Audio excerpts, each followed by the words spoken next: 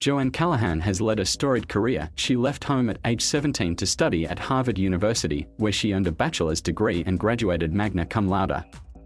She went on to earn master's degrees at Stanford University and what is now called the Dwight D. Eisenhower School for National Security and Resource Strategy. She taught Braille to students in Peru and spent 33 years working for the CIA in a variety of roles, including political analyst and legislative liaison.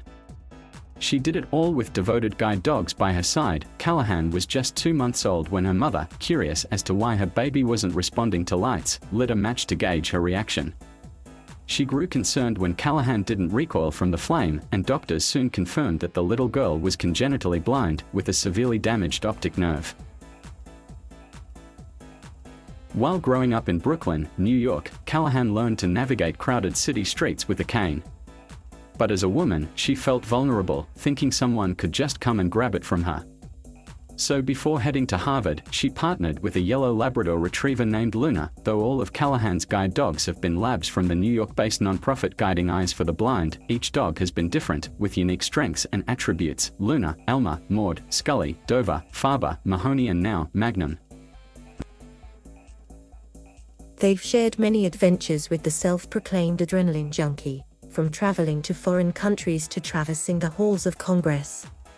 Each dog has helped break the ice with strangers. I find sometimes if you walk in a room and a person is not expecting to see a blind person, it distracts them. The element of surprise can distract them, she said. When they see me with a dog, I think we just are more relatable. That has helped me in so many situations. I can't go into a lot of them because they are classified. Maud, a black lab, made an indelible impression on a trip to a Central American country, where Callahan visited an embassy with a colleague. He suggested she let the dog off harness to enjoy playtime in a fenced area, which initially seemed like a good idea. My dog was having a fabulous time. Then all of a sudden, I heard a splash, she recalled. My dog jumped into the ambassador's pool. Everybody in the cafeteria was looking at us and laughing. Then the ambassador said, "Well, if I can't use it during the day, I'm glad somebody else could." Many of her dogs are included in the congressional record, and not always for just being present at a meeting.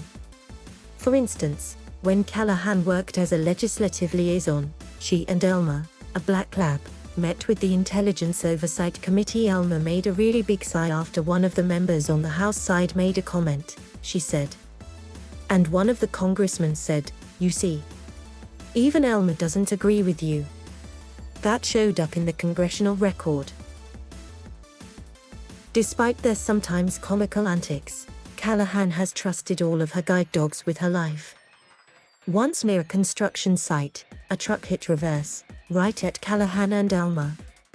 They both turned 180 degrees and started running, with Callahan grasping the dog's harness as they fled. I just trusted Elma and ran away from the truck. We ran so fast I lost my high heels and I was just petrified, she said. He was next to me all the time and did not lose his cool for a minute. He was the one who initiated the turnaround. He got me out of there. I could have been run over. Callahan is immensely proud of her daughters, Alana and Amelia, who grew up with her guide dogs. She's planning to fly soon from her home in Georgia to Washington, D.C. to visit Amelia with her new guide dog, Magnum, who is a yellow lab. This June, the pair graduated after 2 weeks of training together at Guiding Eyes for the Blind. He gets to do the fun stuff now that I'm retired. We go for walks around the neighborhood, go shopping, we love escalators, she said. He's great on planes. We just came back from 2 trips from New York and St. Louis, and he did great. Magnum is also totally obsessed with toys, according to Callahan. He'll wake me up in the morning, giving me a kiss with 2 toys in his mouth at the same time, she said. He's pretty amazing. And he guides so well. I fell in love with Magnum right away, and I have to say vice versa. It's a bond that is very difficult to put into words.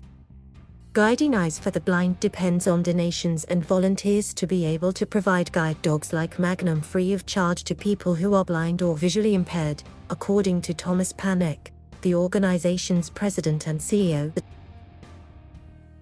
Panek, whose current guide dog is a yellow lab named Blaze, noted that over 7 million Americans have a significant vision impairment, and that a higher incidence of unemployment in the group correlates with lack of mobility, which is one way guide dogs can be so beneficial. He feels Callahan's career shows that anything is possible not only for individuals with vision loss, but for people with guide dogs who might be considering a career in service to the country.